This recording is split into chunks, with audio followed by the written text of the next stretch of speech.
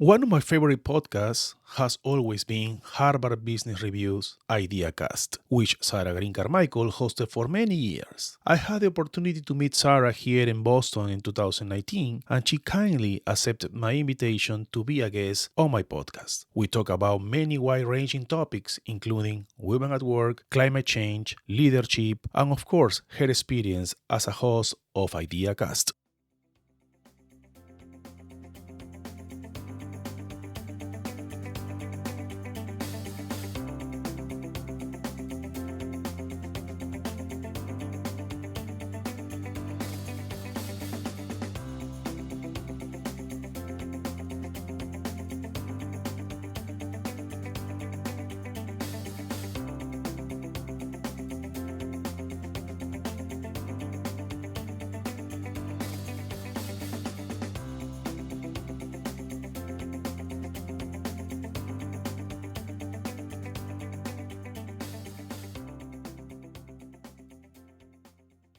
Hi, Sarah Green Carmichael. How are you? I'm so happy to be here with you. Thank you for Uh, having me. I am very happy to have you here, and I always wanted to have you as a guest. Really, I was looking forward to recording an episode with you. Thank you so much for your time. Sarah, would you mind share with us a little bit about yourself? What is your professional background? How you start your career with our audience? Yes. So I worked for many years at Harvard Business Review. And was host of their podcast, the HBR Ideacast. Since then, I have worked at Barron's as a managing editor, and I am now at Bloomberg, where I'm an editor on the opinion page. I write columns as well. I've also been a sports writer for a little while. I was a research assistant to Ellen Goodman at the Boston Globe for a little while, and I also have had sort of odd jobs in bookstores and as a writing tutor and a million other things. So That's good. yeah. So, but you are a journalist. I'm a journalist through Oh, and through. Yeah. That's good. How you started how this idea, I want to be a journalist, how it came up? I'm really lucky that I knew from a very early age that this is what I wanted to do. And I worked on my high school newspaper. I worked on my college newspaper. I just sort of got into it right away. Right. And I think it was because I had always liked writing, and I really liked writing nonfiction. And I just figured this was a way to get paid for doing that. Right, that's and cool. It turns out it is. How you start your career in HBR? I had been doing some freelance editing and writing projects, some of which were very interesting and some of which were very boring. But it was I was just starting out in my career, and I was sort of like, anyone who will pay me to write or edit, I will do it. Whatever it is. Doesn't matter. So I had just finished editing a book for school children on how the North Carolina local political system works, which is about as dry as you can get in terms of subject matter. Yeah. And the woman who had hired me to do that had a sister who worked at HBR. And I found out sort of through the sister telling a friend that there was this job. This was back in, I think, 2007, a long time ago now. And I applied for the job, and it was the first job that I had applied to in a long time where I desperately wanted the job. And I knew that I would be so disappointed if I didn't get it. But fortunately for me, they did extend the offer. And at that point, I was working as a low-level editorial coordinator in the book publishing division. And I just, sort of got my foot in the door, and then one thing led to another, and my career evolved there in a fascinating way. And I ended up working there for almost 12 years. Wow. And then when you started be the host in Ideacast? I think that was probably 2008 or 2009. And I had gotten a little bit tired of just working on books only. I had figured out how to start working on some digital projects. Correct. And I had used sort of what I had learned with my time helping the editor who was editing the books to get more interested in the content that HBR was publishing. Because, of course, when I started there, I was 25. I knew nothing about business or management or any of it. And so then we have to start. You have to start somewhere, right? Once the guy, Paul Michelman, who had been the founding host of the Ideacast, decided he needed to spend his time on other projects, they were kind of looking for someone to take it over. And at that point, I had, worked with a few authors. Often the Ideacast, you are interviewing people who've published books with HBR. And so it seemed like a natural progression that I would get to do some of that. And you know what, Sarah? When I started my podcast, I was very inspired by Ideacast and also the Mackenzie podcast. Yes, I think both have a lot of influence to start this kind of podcast, about business, management, etc.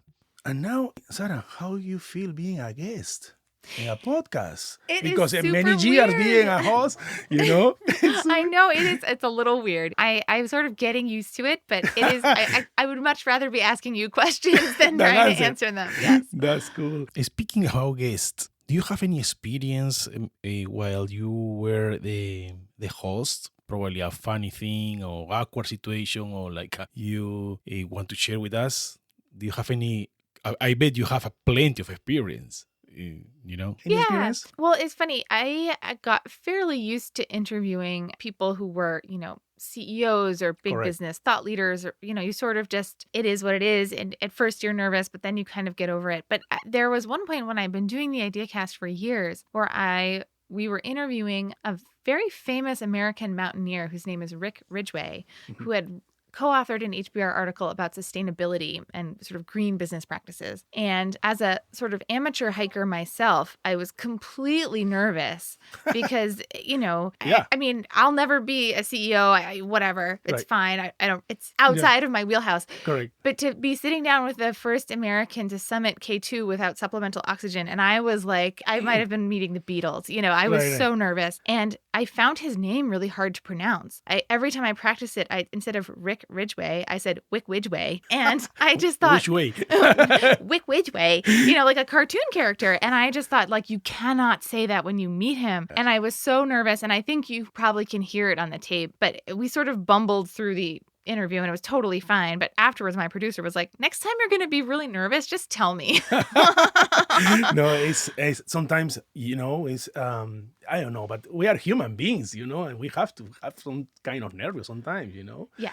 Oh my gosh. So last year, Whitney Johnson, you know her, of course, you were a guest in her show about Disrupt Yourself, right? Yes. That's really good. The book is really good as well. I read it. So, and you mentioned while you were working in HBR, pretty much were a lot of females co-workers, right? That you interact in daily basis and very friendly way, like a family. But when you change your job to Barron's, you work from home, I guess, or something like that, and pretty much Barron's was male. How you handle the situation? Yeah, it's hard to tell now how much of a company culture is sort of defined by, the characteristics of the people who make it up, right? And how much is just culture. But it is true that at HBR, I did have many colleagues. Most of my colleagues were women. Correct. And then, when I was at Barron's, it's true that most of my colleagues were male. And the two cultures were very different. And I don't know if that's because of the gender differences or what's the difference? They're just different. I also, as you mentioned, was working remotely for most of my time at Barron's, which is a whole other fascinating challenge. And I've gotten better at it over time. But in the beginning, it's really weird to go from yes, exactly. Being by yourself all day after being with so many people in the office. But yes, it's funny. The consensus-driven management style is very different than a kind of hierarchical management style. Wow. So you really have to, I guess, just be adaptive and know how you work best. And it's a process. It's a process. Yeah. And use a lot of emotional intelligence to. You know what? It's funny. I used to work in pharmaceuticals, all my life. In Merck, it was one of them, and Hoffman LaRoche, another one. And all my bosses were women. Oh, fantastic. I don't know, men with men, I don't know, but women with men, I had never had problem with my bosses. Great people, I really like that. So, and after Barron's, you start in Bloomberg as an editor, correct? So how is life of an editor in Bloomberg? Well, it's funny. It's a different kind of editing, right? Yeah, so at HBR, you are often working with authors who have original research and very big practical ideas. And you're often working on longer articles. And you might only work with those people once or twice a year. People don't write for HBR usually every month or, they write very like infrequently. Yeah. And at Bloomberg, I am working with professional writers, right, who have a lot of expertise, but who aren't sort of subject matter experts the same way a professor is. I see. And you are dealing with opinions, right? And the goal is not necessarily to provide a 4-part solution or a set of action items, to do something differently. So that's different. And also our columnists are writing 1 or 2 or 3 times a week sometimes. So you really are moving at a much faster pace. So it's it's been fun to have a totally different kind of editing, but I'm still, moving people's paragraphs around and Wow. all that kind of stuff. A lot of work, huh? Yeah, That's really cool. But in Bloomberg, last year, published an article that said book recommendation to turn the page from 2019 to 2020. Bloomberg Opinion writers on what they are reading to make sense of the year past and look forward to a new decade. And you mentioned that you pick was A Song of Ice and Fire. Yes. Totally new for me. George R. Martin and Games of Thrones. You mentioned that. Tell me how you pick this book. Yes, I know. It's a little bit. You like this kind of So A Song of Ice and Fire is the official name of the book series that is better known as the TV show Game of Thrones. So if you liked the TV show Game of Thrones, I watch it. Yes. So the reason I picked that, in part because I think sometimes these year-end business book lists can be so full of big economics books you're never going to actually read. The average score here. You go to buy 20 hardbacks and they sit on your shelf, and then next year, you buy 20 more. Exactly. But this year, after the TV show ended, I decided to read these books, and I couldn't get away from thinking about how they're really an exploration of leadership and what makes a good leader and what makes a cruel leader, what makes a leader who's beloved but totally ineffective. It's true. So I really read them through that lens, and I really enjoyed it. And I thought someone who's really into leadership and management would probably get a kick out of these and might actually read them instead of leaving them on the shelf. The Crown, you know The Crown, Downton Abbey. I try to extrapolate my experience and the real life or how I can handle some customers. Sometimes you can learn from, of course, you learn from books or for TV shows, etc. Totally agree with you. As you mentioned in the article, it's not that simple, of course, and good leaders need more than good intentions. Charismatic heroes aren't always, or even often, great administrators, and I totally agree with you with this point. I think be a leader is sometimes is difficult. They teach by example, and most important with ethics. I'm totally with you in that point. And we need more leaders and new ones. Yes. Yeah, I think, it's hard because I think a lot of people, move up the career ladder because that's how you get the bigger paycheck, right? Mm-hmm. And that's sort of what we're all supposed to do is keep moving up. But Correct. actually being a leader is really difficult, making unpopular decisions that are for the good of the company, getting people to buy into them, treating people like human beings when you also have to balance a budget. All this stuff is really hard. Yeah. We met last year in Seaport. Right? Mm-hmm. In person, the meeting was about women at work. In fact, you were part of a Women at Work podcast, which is very, very cool a podcast. What do you think about women at work right now, in your opinion, as a woman, seeing from outside, what kind of situation they are facing, besides, of course, the sexual harassment, all this stuff. But I think the main gap that we have right now is the opportunity to become the head of the companies, Yeah, I think that we are at a sort of fascinating moment. And I think if you look back at the history of any social movement, progress is not usually incremental or linear. Mm-hmm. Usually there's big leaps forward, and then there's a backlash, and then there's another leap forward, and then there's a period of stasis, right? And I think we are at a time now with women where we are kind of having a leap forward and also a little bit of backlash at the same time. Mm-hmm. So I think, obviously, if you look at the senior rungs of management, women are not represented there nearly enough. Mm-hmm. But I think the problem actually starts much earlier. McKinsey has data showing, for example, that it's that first promotion to management that really starts the women on a different track than men do. Mm-hmm. There's research HBR has published that shows that a lot of the disparity for women in mid-career is women who have made it a certain way in their careers start taking formal accommodations for family time or flex time, and that derails them. Yep. Right? So I think where we are at actually is that to get women to the top of the ladder, we need to be much more mindful about how we treat women at all stages. Exactly. And we need to stop pretending that this is a problem that can solve itself if we only give it enough time. Exactly. Like, that will never happen. And I think as men, we are part of the solution. Of course, we have to grab the bull. We say in my country, we have to grab the bull to start to improve this kind of situation and reduce this gap that sometimes is not fair, Yeah, I think we absolutely need men to be part of the solution. And I think, with open mind. Yeah, and I'm glad that I have a number of men in my life who have mentored me and who also are willing to be proactive allies in this quest. That's Yeah. great, Sarah. So last year as well, you were very busy last year. You went to the Global Drucker Forum. hmm It was in Austria, right? Yes, In it's Vienna. in Vienna. Okay. And I remember I read many things from you, from other people about the experience in Global Drucker Forum. They talk about the main point. I don't know what the main point, but very important was about climate change. What do you think about climate change, or why they said about climate change? What do you think about that? Yeah, I think I am glad that so many business leaders and thought leaders in the business world are taking climate change seriously. Good. I'm also really glad to see kids a lot younger than me standing up and demanding that older people with power actually use that power to fight climate change.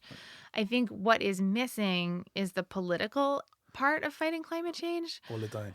Because I think people in the business community, a lot of them get it and are working really hard to make their companies climate neutral or carbon neutral. Right. And I think a lot of individuals, I mean, we're doing things, we're, limiting the flights we take, or we're driving a hybrid car, or we're recycling, or what. And what we really need is entire countries to have the political will to take the kind of action that is really needed. Yeah.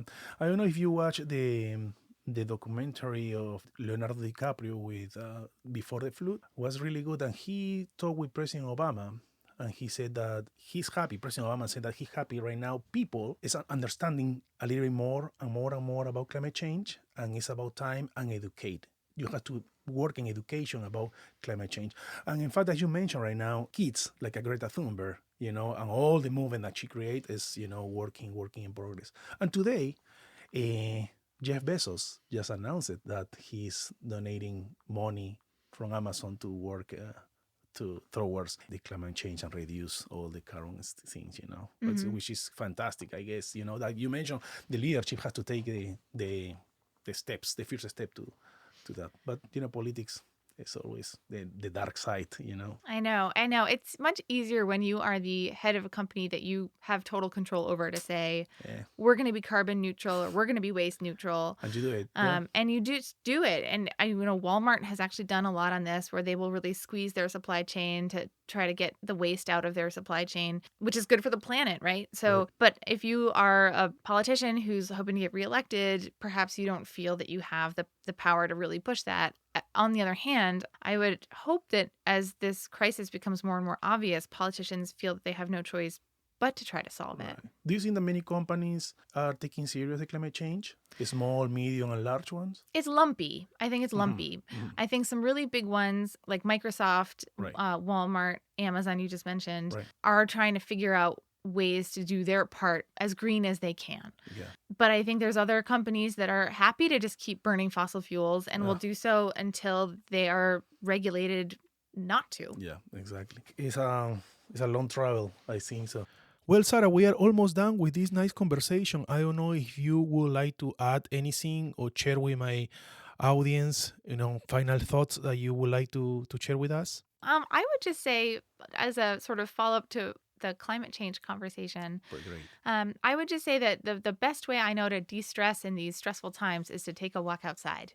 So if anyone listening is feeling a little stressed, right, go for a hike, go look at a tree for a while. That, I guess, would be my little just piece of advice. Okay, perfect. Sarah, you know what? Thank you for your time. I really appreciate you having you here, like as guest, and nothing. Thank you for your time. Thank you. Thank you for having me. Okay, I am JC Giraldo from Boston, Massachusetts, and thank you, everyone.